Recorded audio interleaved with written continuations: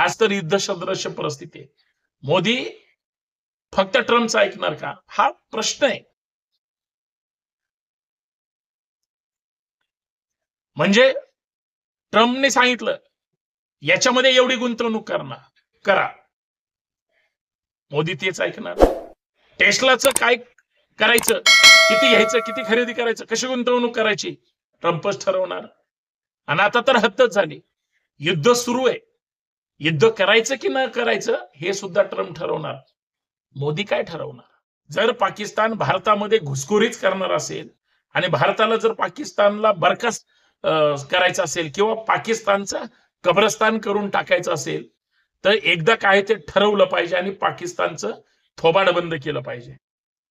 पण अमेरिकेनं मध्यस्थी केली, अर्थात ट्रम्पनी मध्यस्थी केली. ट्रम्पने सांगितलं पाकिस्तानला की तुम्ही आता अतिरेक करू नका.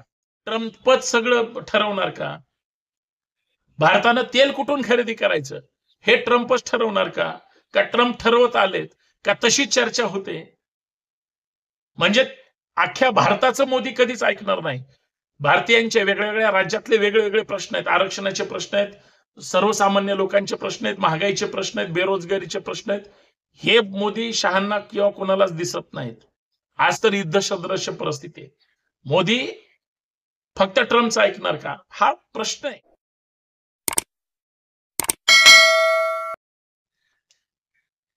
भारताने तेल कुठून खरेदी करायचं ट्रम्प ठरवतात. भारताने टेस्लाला किती गुंतवणूक करायची, काय करायचं ट्रम्प ठरवतात. भारताने युद्ध कुणासोबत करायचं ट्रम्प ठरवतात. भारतानं विमानं कुठून खरेदी करायची ट्रम्प ठरवतात.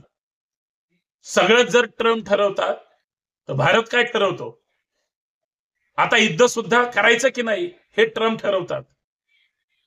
अमेरिका हे भांडवलदारांचा देश आहे.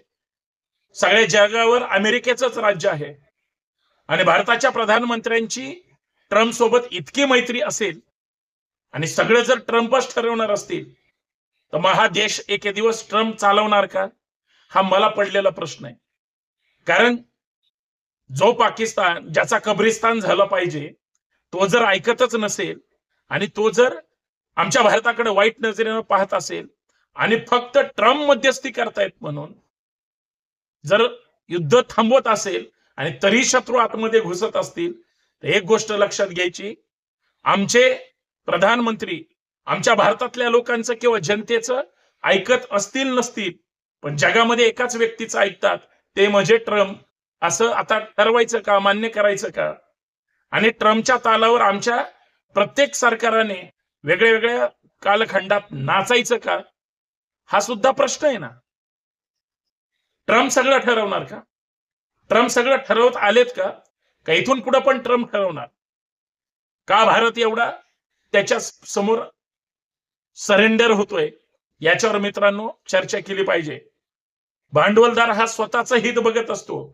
भांडवलदार हा स्वतःच सगळं ठरवतो, तुम्हाला फक्त इम्प्लिमेंट करायला लावतो. हे आम्ही विसरलोय का? शोषित पीडित कष्टकऱ्यांना तसंच ठेवायचं आणि भांडवलदाराला मोठं करायचं, ही जी अमेरिकेची नीती आहे ती आता ट्रम्प नीती आहे, ती आता मोदी नीतीत परावर्तित होतीये का? आणि त्यांच्याच सांगण्यावरून आम्ही सगळ्या गोष्टी करतोय का, करणार आहे का?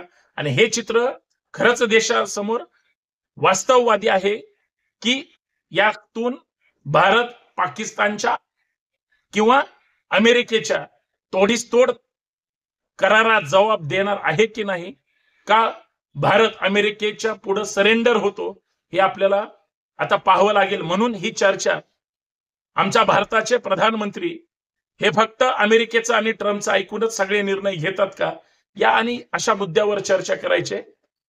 सर्वांना सप्रेम जय जिजाऊ, जय शिवराय, जय महाराष्ट्र, जय भारत. मी संतोष शिंदे. सर्वांचं या सामाजिक विचारपीठावर मनपूर्वक हार्दिक स्वागत.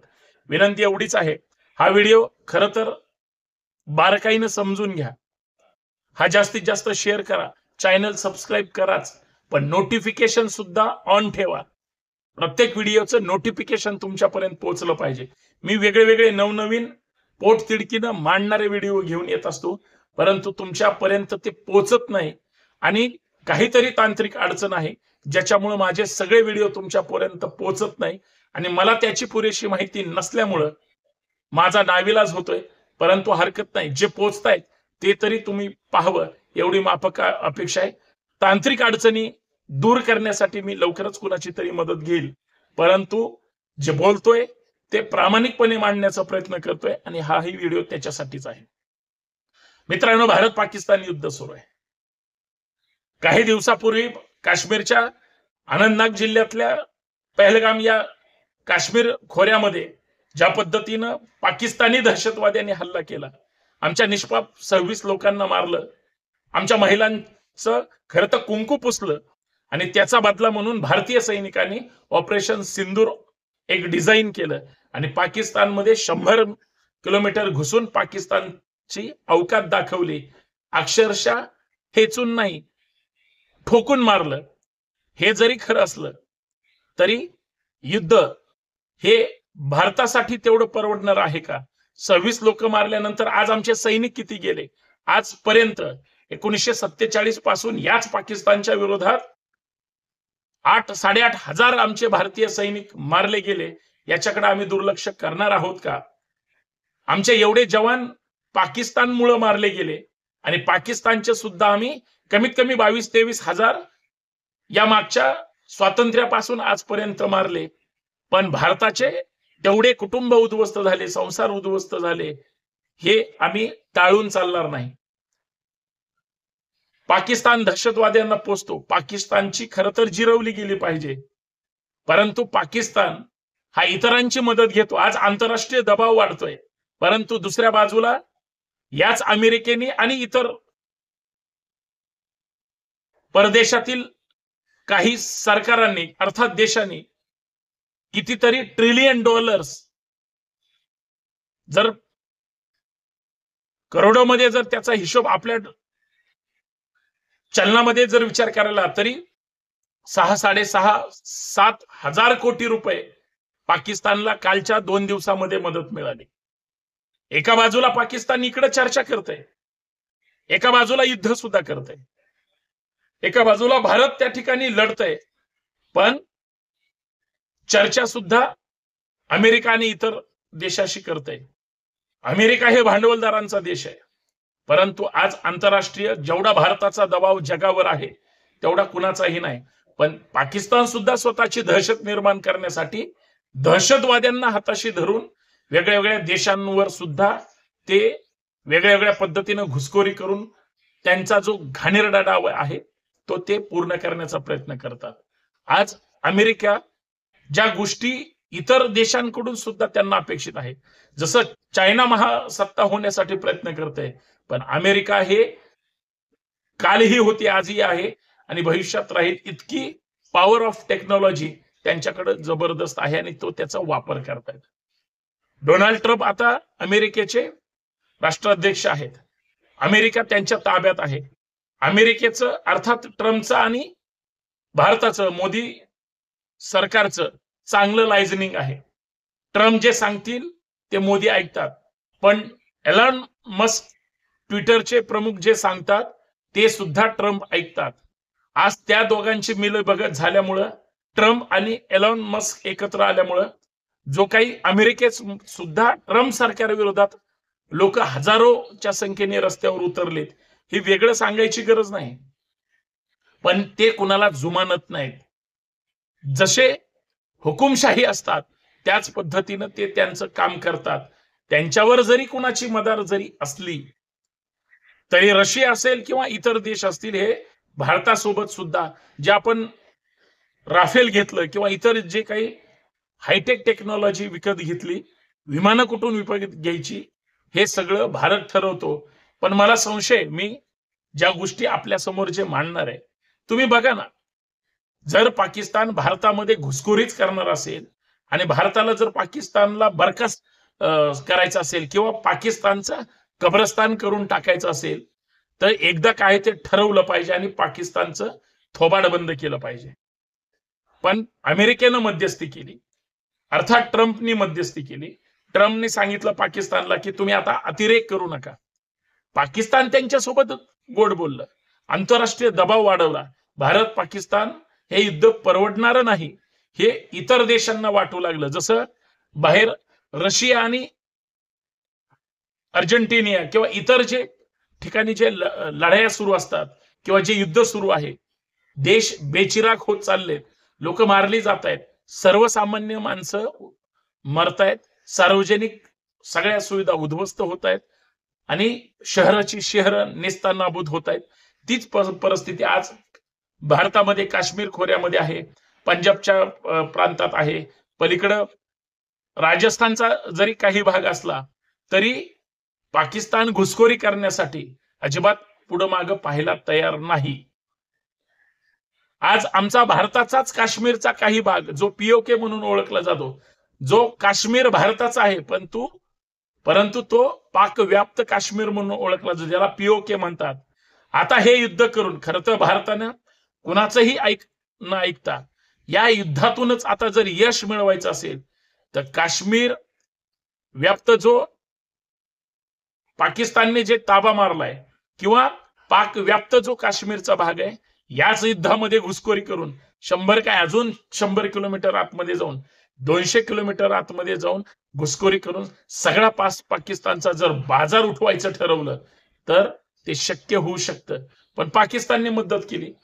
मोदीजींनी ऑपरेशन सिंदूर डिझाईन केलं सरकारने, अर्थात खास करून ते आपल्या तिन्ही दलाचं यश आहे, भारतीय सैन्यांचं यश आहे. हे भारतीय सैन्यांचं यश असलं तरी सुद्धा सरकार ते यश ओढून घेताना दिसतंय. कुठल्याही भारतीयाची काही अडचण नाही. प्रत्येक भारतीय आज भारतीय सैन्याच्या पाठीशी आहे, मोदीच्या पाठीशी नाही किंवा गोदी मीडियाच्या सुद्धा पाठीशी नाही. ओढून ताडून त्या ठिकाणी बातम्या दाखवल्या जात आहेत, देशाचं नुकसान होतंय आणि आमचे प्रधानमंत्री त्या ट्रम्पचं ऐकतात. आता भारतानं म्हणजे विमानं कुठून खरेदी करायची हे ट्रम्पला विचारणार का मोदी? ट्रम्पच सगळं ठरवणार का? भारतानं तेल कुठून खरेदी करायचं हे ट्रम्पच ठरवणार का? का ट्रम्प ठरवत आलेत का? तशी चर्चा होते.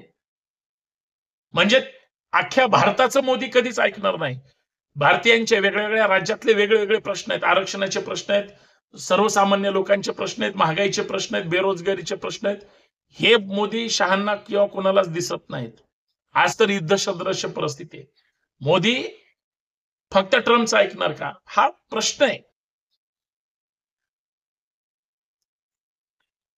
म्हणजे ट्रम्पने सांगितलं याच्यामध्ये एवढी गुंतवणूक करा, मोदी तेच ऐकणार. टेस्लाचं काय करायचं, किती घ्यायचं, किती खरेदी करायचं, कशी गुंतवणूक करायची, ट्रम्पच ठरवणार. आणि आता तर हद्दच झाली, युद्ध सुरू आहे, युद्ध करायचं की न करायचं हे सुद्धा ट्रम्प ठरवणार. मोदी काय ठरवणार? याच्यावर कुणी विचार केला आहे की नाही, याच्यावर कुणी बोलणार आहे की नाही? आणि हे सगळं जर एवढं गंभीर असेल तर भारताचं सरकार अमेरिकेचं कठपुतली होऊ नये याच्यापेक्षा दुसरी अजून वेगळी बातमी भारतातले लोक चर्चा करायला संधी देऊ नये असंच मला वाटतं. परंतु आंतरराष्ट्रीय दबाव म्हणून, आंतरराष्ट्रीय चर्चा म्हणून किंवा आंतरराष्ट्रीय प्रेशर जरी क्रिएट होत असलं तरी काही लोकांचं ऐकावं लागतं, काही लोकांशी संवाद ठेवावा लागतो. परंतु तोच संवाद एखाद्या पुढं सरेंडर होणं नसावा एवढंच मला या व्हिडिओच्या माध्यमातून सांगायचं होतं. ज्या गोष्टी माझ्या नजरेसमोर आल्या ते मी आपल्या समोर मांडल्या. एवढंच काय ते सत्य आहे. धन्यवाद.